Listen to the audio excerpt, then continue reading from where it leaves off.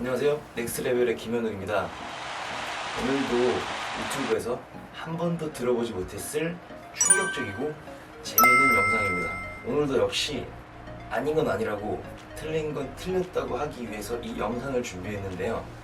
오늘은 우리가 등 운동으로 정말 많이 하는 바벨 로우에 대해서 얘기해 보려고 합니다.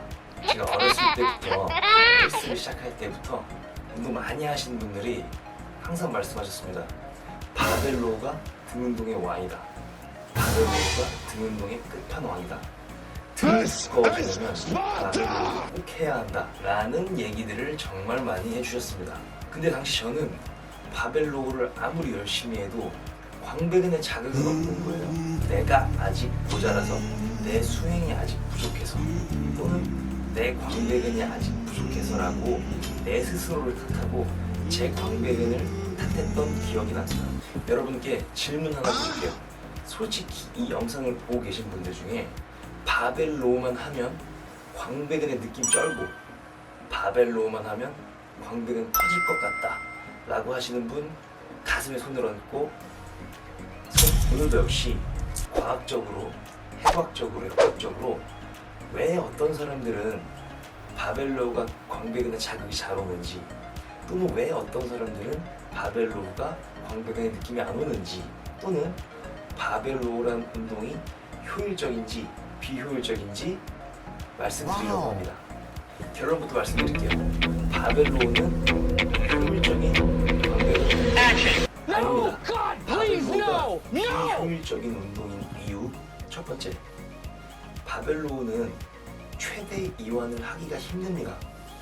먼저 광배근에 대해서 다시 한번 짚고 넘어갈게요. 광배근은 흉추 6번부터 천골 3, 4번까지 덮는 흉요근막에서부터 상완골의 이두근구라고 하는 곳에 붙습니다.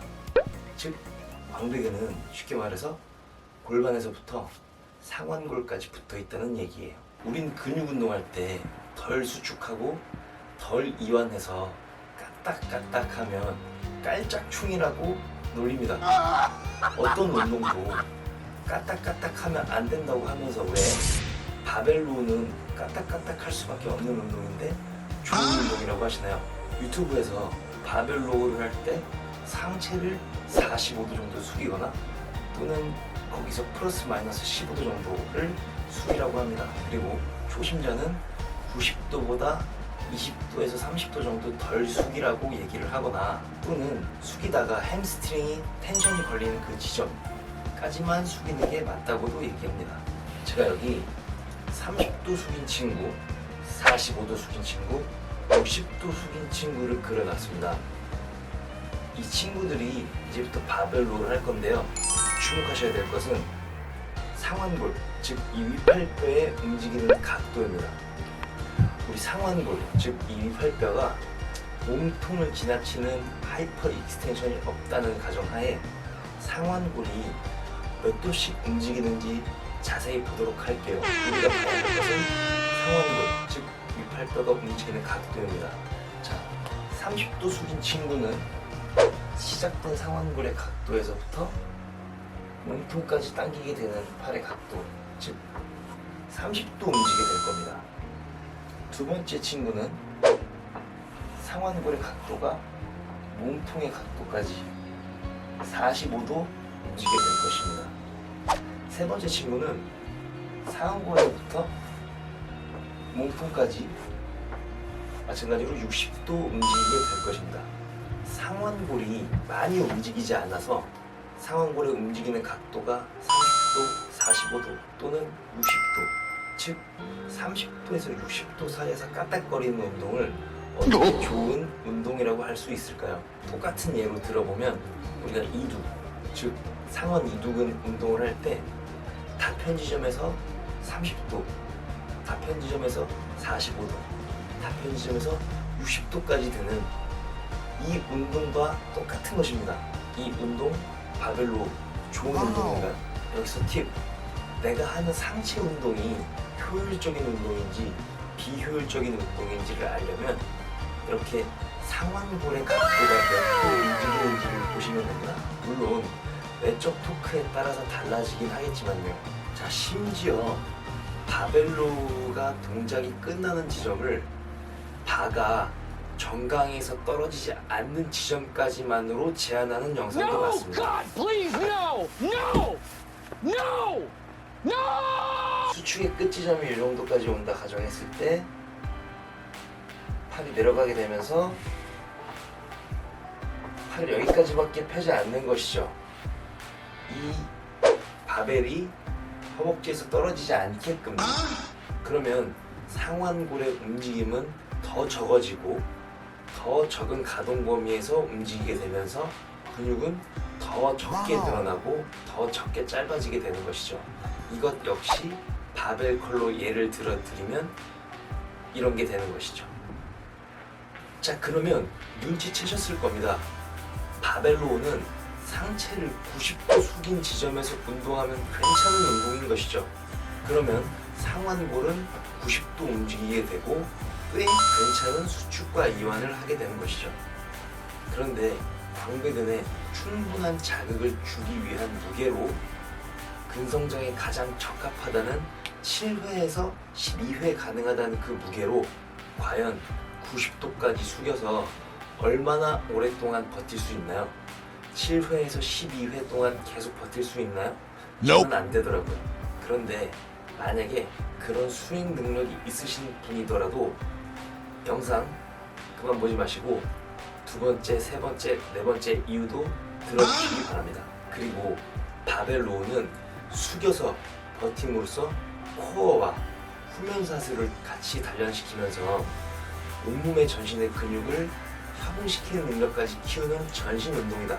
우리 웨이트 트레이닝에서 가장 중요한 건 고립 아니었나요? 왜 다른 운동은 어떻게 하면 더 고립하려고 하고 어떻게 하면 더 타격을 주려고 하면서 왜 바벨로우만 바벨로우가 비효율적인 광배근 운동인 두 번째 이유, 바벨로우는 최대 수축 시에 모멘텀이 작아서 광배근에 걸리는 실제 무게가 적습니다.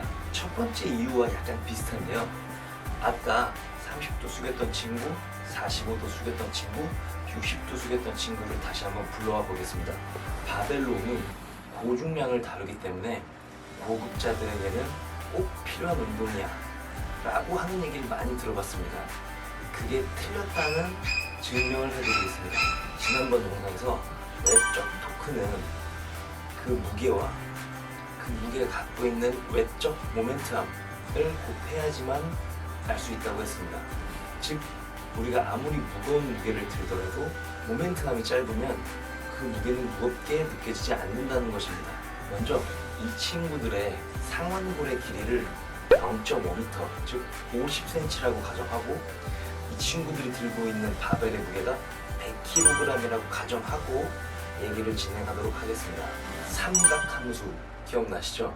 수학이 너무 싫어도 제가 최대한 쉽게 설명드릴 테니 한 번만 따라와 보세요. 사인, 코사인, 탄젠트 이것으로 이 친구들이 최대 수축했을 때의 모멘트 암의 길이를 구합니다.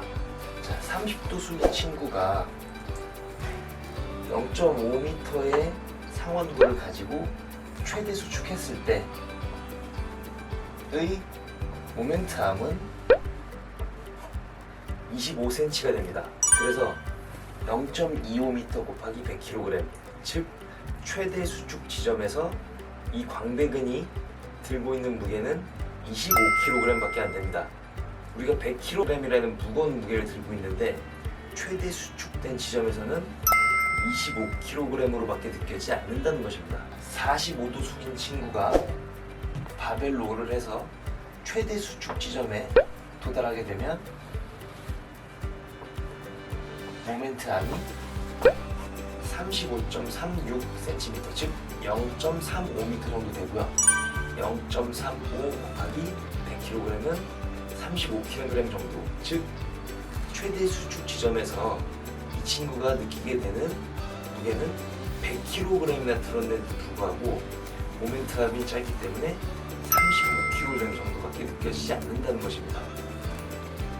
자, 마지막으로 60도 숙인 친구가 바벨로를 해서 최대 수축 지점에 도달했을 때의 모멘트함의 길이는 43.3cm가 됩니다. 즉 0.433m가 된다는 것이고 100kg나 되는 바벨을 들었는데도 불구하고 최대 수축된 지점에서 모멘트함이 0.43m이기 때문에 실제로 광배근이 느끼게 되는 무게는 43kg가 된다는 것입니다. 이해되시나요? 같은 무게더라도 상체를 얼마나 숙여서 각도가 다르냐에 따라서 최대 수축된 지점에서의 무게가 다르게 느껴진다는 것입니다. 모멘트함의 길이가 다르기 때문이죠. 근데 문제는 바벨로는 두 팔로 당긴다는 거죠. 그러면 아까 구했던 25kg, 35kg, 43kg를 둘로 나눠야 된다는 것입니다. 제가 추천하는 등 운동은 원암 덤벨 로우예요. 보실까요?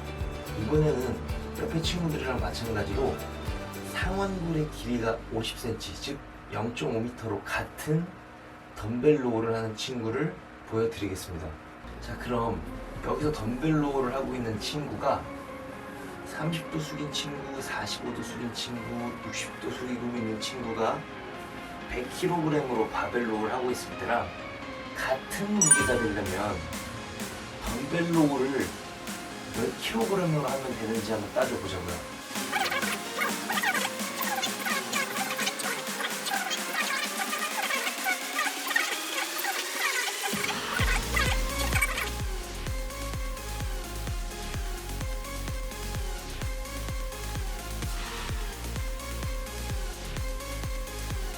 바벨로를 100kg으로 45도까지 숙여서 할 수 있으신가요?